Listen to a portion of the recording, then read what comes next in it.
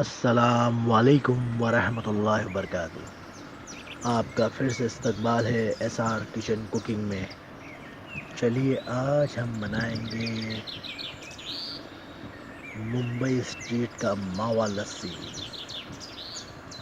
تو اس کے لیے ہمیں چاہیے دہی، ماوا، روح افزا، ڈرائی فروٹس اور شوگر۔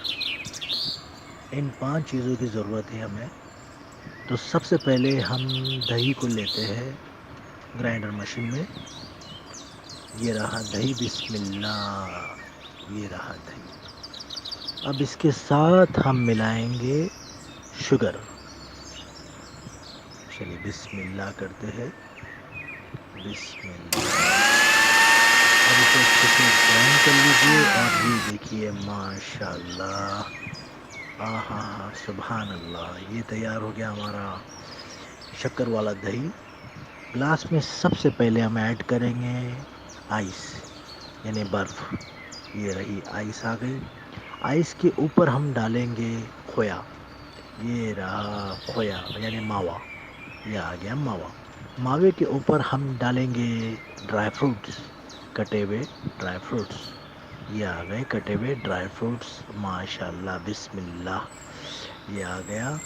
اب اس میں ہم ملائیں گے دہی، لسی، دہی جو میٹھا والا ہے اس کو ہم اس میں مکس کر دیں گے۔ بسم اللہ، یا ہاں سبحان اللہ، یہ دیکھیے ماشاء اللہ۔